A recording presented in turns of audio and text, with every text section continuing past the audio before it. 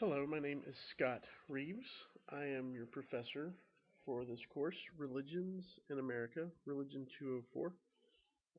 Welcome to the class. I'm very excited about the semester ahead. Um, this class is pretty much an introductory level class. You don't have any prerequisites for it. Um, so, we're going to try to make it as approachable as possible, even if you have no previous experience in a religion course. Are we taking this class? Why are we offering this class, really? Um, well, I would argue that uh, in spite of our insistence on the separation of church and state, which is very important in our founding and our underpinning ideals as a nation, we're still a very religious nation. Um, if you consider our founding documents and national symbols, um, they may be the center of many fights and what's considered the culture war, but it's undeniable that those documents and those symbols have some sense of a belief in God, of a religious kind of attitude or mood, a religious underpinning, and we have to recognize that. Also, it's not just our past; it's our present. Roughly 70% of the nation claims some sort of Christian faith. That's from recent Pew Research polls. There are other polls that fall along the same lines, other studies. And in fact, that's from the Pew Research report that you'll be reading in the first unit. So that's something to be taken very seriously. Um, Finally, if you consider even the 2016 election, kind of to ignore the religious nature of our nation puts you out of touch with politics. And obviously those running recognize that. I mean, consider Donald Trump, who really couldn't explain a Christian doctrine, um, claimed Christianity, put a lot of stake in his Christian faith. Um, Hillary Clinton, adamant liberal, very progressive candidate, uh, and most liberal progressives are not incredibly um, involved with kind of the public religious expression, and yet she made a very big deal out of her Methodist faith during this election. So that can't be ignored. Obviously, our politicians recognize that the 70% of people claim some form of Christian faith, and it's very important in how this nation works. Keep, Now, keep in mind that's 7 in 10 people. Um, so, considering there are nearly 30 people in this class, chances are, though honestly, on a statistical level, with the age difference, it may not be the case. But there would be a good chance that 21 of the people in this online course have some connection, some kind of self uh, declaration of being Christian. That has nothing to do with specific theology or practice. There's not an organization kind of creating a standard of this is a Christian and this many people fit into that standard. It's much more of self-reporting. Um, Still, uh, we shouldn't ignore that. And I would argue there is an academic tendency to ignore, and that's problematic. Um, Whether you like it or not, our current president was, or our president-elect, I should say, was elected in a contest where about 75% of voters claimed Christianity, and almost 60% of those voters um, voted for Trump. So that's not a number to be ignored. Um, why would there be ignoring of this kind of high level of uh, just the numbers of self-declared Christians? Um, what shapes our academic emphasis when we talk about the study of religion? Usually we're talking about things like diversity and tolerance. Um, and I would argue that a lot of that comes out of, number one, an academic bias. Um, there's a recent, actually back May 2016 New York Times article by Nicholas Kristof, a liberal academic, discussing what he experiences as a real, or I should say his friends and his just kind of observations and looking into how academics in general treat Christians, especially with academics within the humanities. Um, Typically, not everywhere, obviously, but typically, and he found um, pretty good evidence of bias within that academy. Um,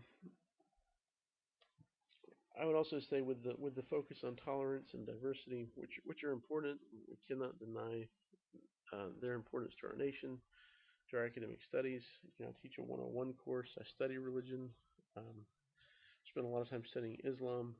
There's definitely um, reasons on just on a human level for trying to understand the diverse religious backgrounds. Obviously, our country, um, we require some understanding of tolerance, interreligious tolerance. We don't deny that, but that focus can move us away sometimes from looking at the real numbers, kind of the facts on the ground of what the religious atmosphere in our nation is. Um, Also, is just the true fact that in academics, um, there's kind of this desire for the avant-garde, the new, the exciting. Um, you know, research often follows money, and money often follows what's exciting or new or edgy. Um, so those shape a lot of times how we study religion frequently, and what we look at. So when we talk about religion in America, um, there's a tendency to promote a way of looking at it that promotes the diversity. And I'm not out to discourage diversity, but I wanted to have a class that really focused on religion as it exists in America, as we see it, as it really is, as best we can understand it. Um, so that's why I chose our main text, which is Harold Bloom's American Religion. Um, Part of the reason it makes a good spine for the course. Um, and this book focuses on what we would consider those Christian and kind of Christian offshoot religions, the homegrown ones, Mormonism, Jehovah's Witness, um, but also your major organizations, your major denominations, Baptist, Southern Baptist, Pentecostals. Um, this is his focus, and precisely because of the role it's played historically, um, and the role it plays now in our political makeup. Um, he doesn't avoid those. At the same time, he looks at some kind of commonalities, some underlying ideas, religious ideas, um, that aren't strictly traditional, aren't strictly what you would call traditional Christian, an Eastern Orthodox, um, in the Middle East, or a Russian Orthodox, or Roman Catholic in Africa. Um, you know, these would not necessarily look the same as what often passes as Christianity in America. Um, so there's some things that Bloom argues, and on some levels I agree, um, are essentially American more than they're essentially any specific religion. Um, and we will look, I don't want to ignore the diversity. At the end of the semester, we'll look at how these American attitudes, these American kind of undergirding ideals, self-understandings, this American focus impacts at least a little bit into Islam, Hinduism, and Buddhism.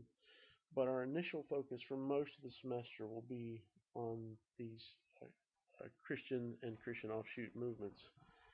and what that shows us about the American religion.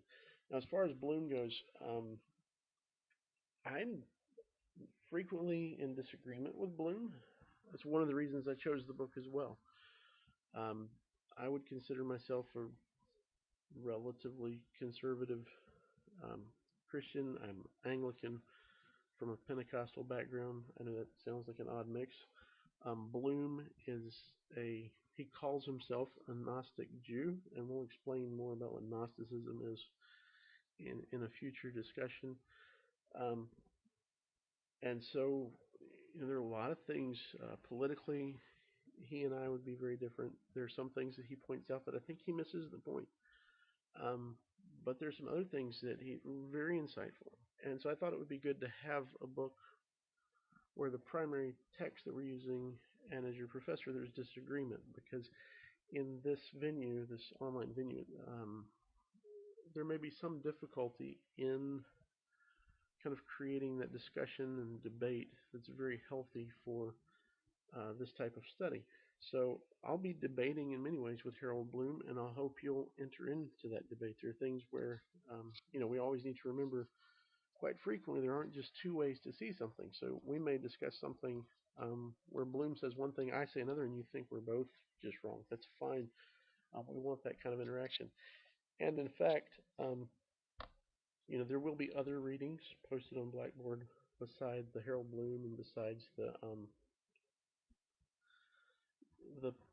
Pew Research study that we're going to look at. Those are kind of required. They're giving us our spines. Bloom is giving us our qualitative. That's kind of the looking deeper, looking at ideas, underpinning trends of thought, literature, art, the way those influence and what they show about us. The Pew Research study obviously is quantitative. It's looking at the numbers and the stats, and those two will form kind of the foundation for our study. But the other readings they'll come from within the traditions and denominations that we study. We'll be reading also some that we're not looking at directly. One of your first articles will be from a Roman Catholic writer. But we'll be reading things and watching things from within the various groups, from Mormonism, Jehovah's Witness, evangelicals, Pentecostals. So you'll get a sense of kind of a diversity of views. But what we're looking for isn't just that diversity. We're not just looking to lay out, here's a group of religions that we have in America. We're really looking for what is that underlying idea that's present in religion in America, or really asking the question, is that a reality? Is Bloom right? Am I right? Because that's the one point that he and I would agree on. And in the course overview for the syllabus, you need to read through that syllabus, pay close attention to it, take it very seriously. We're not meeting in a classroom. This is all online, so that's going to be part of the challenge. This is to help you. We've put as much detail as we possibly can in here, and over the rest of this lecture, we'll go through some of the key points, but you need to read it yourself. Make sure you don't miss things. In our discussion board, there is a place for just general questions. That can be questions about syllabus, questions about assignments, or questions about things that we read or discuss that don't really fit within kind of a thread of graded discussion. So you'll see that on Blackboard. But as far as the overview, this is kind of what I'm getting at is Bloom argues that there's this American religion that's based on kind of the self, as where he says the self is the standard of being and of value. He talks about Gnosticism. Again, we'll get into that. So that's what we're going to be looking at in this course. We'll look at kind of the religion as culture, religion and politics, and some historical development of religious life. So those are kind of the underlying ideas and a little bit of an overview of how we're going to approach American religions, what we're looking for, and what our kind of core discussion will be. Syllabus. You'll see in pages 7 through 9, there's this kind of schedule of instructional modules. They don't list absolutely every reading and every lecture I did. It had gone on for pages if I'd done that. It does list the key and the most important ones. It lists the main ideas, the focus of each unit or each module, and so that's there for you to kind of get a gist. There again, I won't be adding much, but sometimes in this schedule, it'll just say readings from and list some people. Those will be posted on Blackboard. So all that to say, the most important thing to follow is the module sections in the Blackboard. That's here. There on the side in the toolbar where it says instructional modules and discussion questions. Each module will have a folder, and in that folder you'll find kind of what you're looking for with each module. Always start with this to-do list.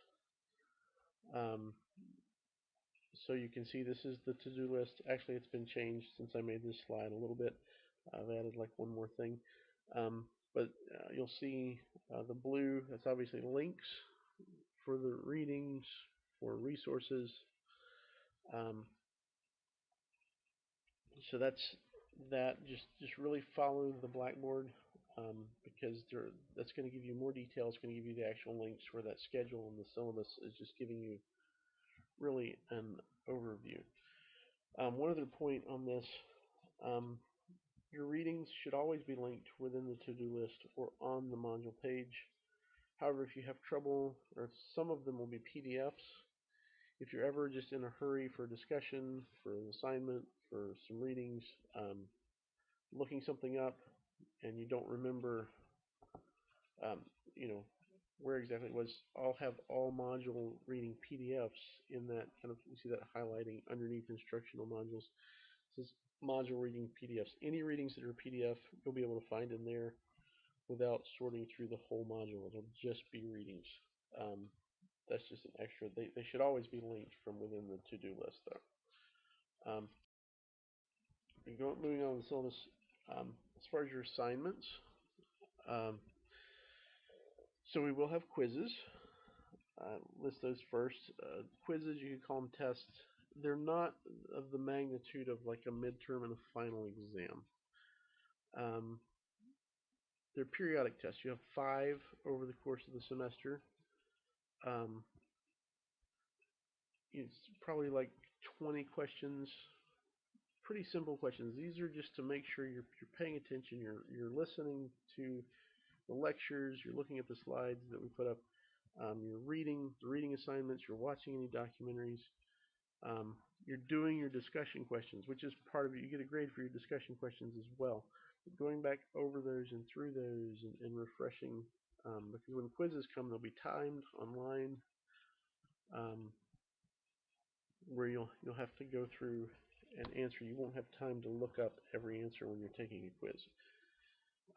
Discussion questions.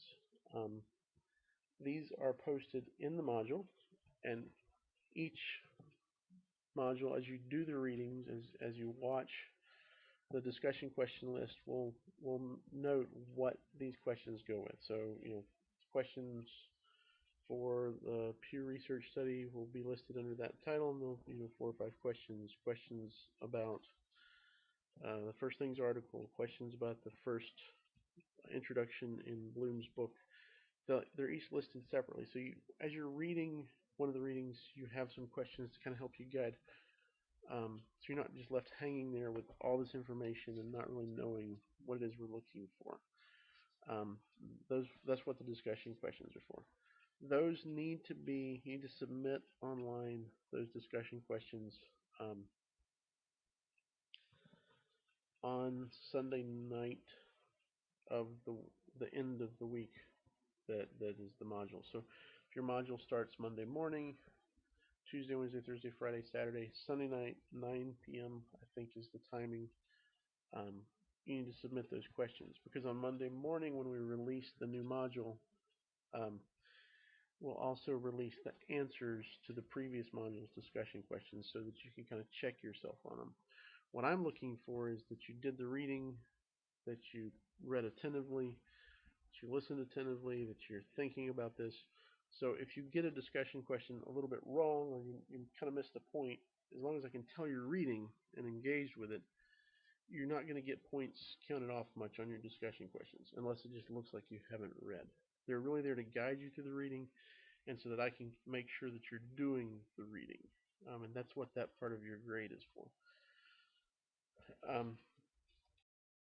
We have a discussion board. This is different. The discussion questions you download, you answer them as you read, you submit them to me at the end of the module week. And you check your own work on those. I'll just be looking through them for grading purposes. I'm not going to return them. I'll just post what I'm looking for as far as answers, so you can kind of check your work. And if you still have a question after you read those answers, you can obviously ask me online.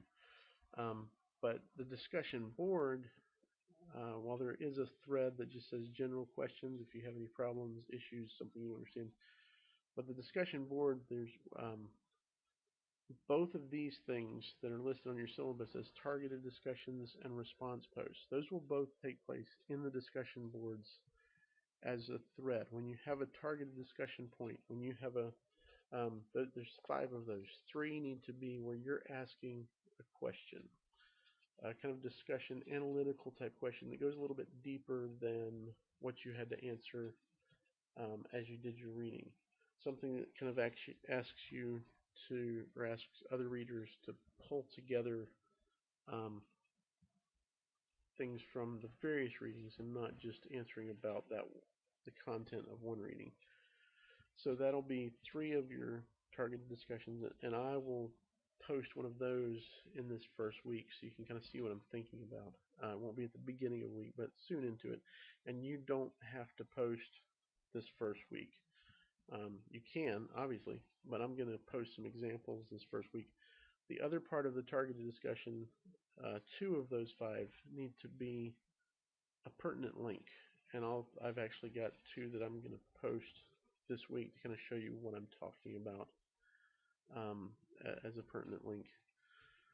Then response posts, those are to those targeted discussions. When you look at a thread captures your attention, something somebody says in there. So, a good solid paragraph to 2 paragraphs, about 100 words. Not just saying, hey, I think this is good, oh, that's interesting, that's enjoyable, or that was dumb, or that's not right, or that's not what we're looking for. We're also not looking for, in my opinion, people should be nice, or your opinion, your feelings. It's not to be harsh, but that's not what this is about. We're looking for kind of thoughtful analysis, thoughtful questioning, interaction, supported ideas. So when you do a response post, and you need to do 10 over the course of the semester, and they don't all need to pop up in the last 2 weeks of the semester, you really need to spread these out, or your grade will suffer on these. So pay attention to the specific instructions. Also note that this discussion board, this is the one area that you can really get some extra credit. The class is designed to guide you through gaining this information and learning it. It's not designed to be hard or to make you fail. It's introductory level. It's designed so that you leave with an introductory familiarity with these ideas. And some familiarity with these different religious denominations and traditions. That's what this is for. And these discussion boards, these targeted discussion response posts, if you stay engaged with that through the semester, beyond the 5 kind of introducing a thread and the 10 responding within threads, if you go beyond that consistently throughout the semester, that's where you can pick up extra credit. If you struggle with quiz taking, with timed quizzes, um, you're not good at test taking, you do your best. If you're involved in the discussion, I can tell you're reading, I can tell you're engaged. That quiz difficulty is not gonna destroy your grade because I'll be able to see your effort and your engagement. Same thing, your um, final assignment, which we'll get to in a minute, is a paper. So if you just struggle with writing, do your best. We'll try to help you improve at that. But understand that engaging in these kind of discussion boards with substantive material, with thoughtful commentary, that can actually help boost a grade if you're struggling in another area. We're getting close to the end here, and I'm sorry this one's so long. This is your last assignment, and these basically they're 5 areas at 20% of your grade each. So no one area can just absolutely kill you. So this assignment is kind of like a book review, and when I finish on Blackboard in the next couple of weeks, I'll give some examples and then further explanation of what I'm looking for. But we're basically looking for you to find a book from within a tradition, within a denomination, coming from their perspective, kind of a popular book, not a deep scholarly book. But I want you to do like a typical book review, which starts out with kind of summarizing the content and then discussing kind of strengths and weaknesses of how it's presented or arguments they make. But then we're going to take it one step further and look at what are some things that Bloom, myself, some of the other readings talk about in this idea of an American religion, an American religious attitude, and see if is that present in this work, and why or why not. Giving some examples. So that's kind of going to be your assignment. You'll get more details on that on Blackboard very soon. Within the next, probably within the first, well, by the beginning of the second week, I should have that ready for you to look at. But be thinking, it could be a Jehovah's Witness book, a Mormon book, an evangelical book, can be kind of a liberal mainline Christian book. Any of these groups, I'll ask you to get that book choice kind of approved. So you have about a month for that. It's February 8th when we'll have you submit your book choice, and then you'll have the rest of the semester to read it and make your notes and then write the paper instead of a final exam. And then there's a lot more in your syllabus. You need to look at it, but do have this kind of schedule of when assignments are due. That's as far as the quizzes and the final paper. There again, do look at the syllabus and the syllabus overview schedule pretty closely, and recognize that you need to be interacting with the discussion boards and throughout the course of the semester, and you need to be doing your discussion questions at the end of each module. Sorry this is so long. This is just part of explaining a syllabus. We could have done a lot more, but you read it for yourself. If you have any questions, answer them. This is probably going to be the longest lecture recording that you will have. It's my goal to keep most of them to about 15 to 20 minutes because I know it's hard to listen to a lecture like this with PowerPoint slides, nobody's face to look at, and really no personal interaction. This is a very challenging thing. So thank you for your time. I hope you enjoy the class. I'm looking forward to the rest of the semester with you.